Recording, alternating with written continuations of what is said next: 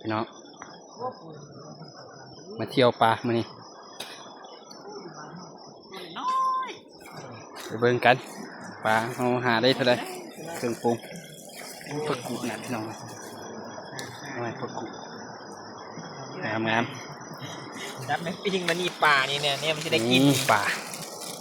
พันนี่เขาเฮ็ดนี่ใครเขาอย่างปลาคิงปลาม้อมปลาเขาปลาเขาปลาอย่างปลาก้านปลากกปลากิ้งนี่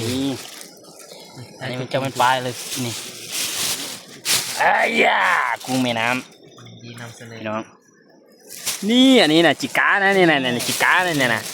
ก็เขาว่ากบเขียดนะหักมันนี่ได้นะ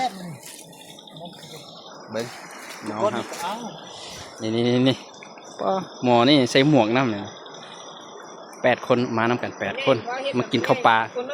ข้าวปลาแต่กลางคืนนี่แหละปีงเอาเนี่ยฮักเงี้ยงมาทางนี้ครับเอาน้ำก่อนบวชเกียรติ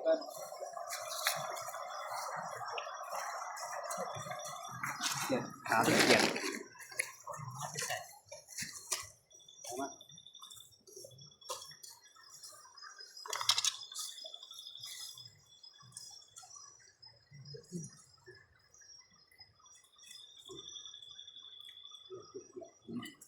เปล่าเลย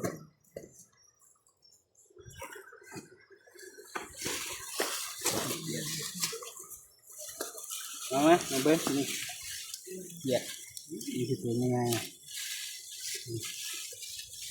มาเลยโอเคนี่ตัวนี้ที่เครียดนะเครียดเลยต้องบวกก่อนก็ง่ายเอามาให้ดีนะเด็กน่ากินเลยเยอะปิ้งตรงนั้นน่ะโลนะ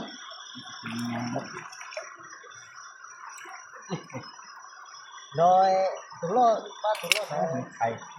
เอาทงอย่างอยู่ถกหน้าไปจับให้แล้วไปปิ้งอยู่พุ่งจะได้นะ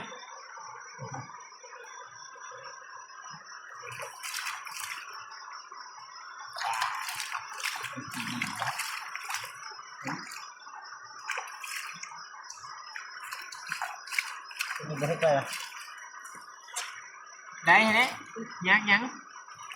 ชอบกินมันละกาหั่นต้นเป็นต้นนี่ก็ยกพวกเลยยกปลานี่ละไม่เคยเห็นแล้วนะ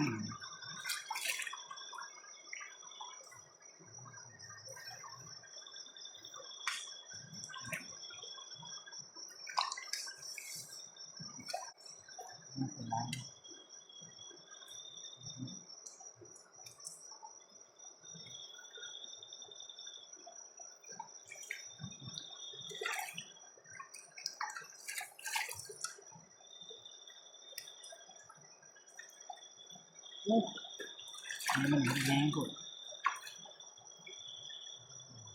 พวกนี้จะได้ปีนว่ะปีนก็ได้ผมปีนก็ได้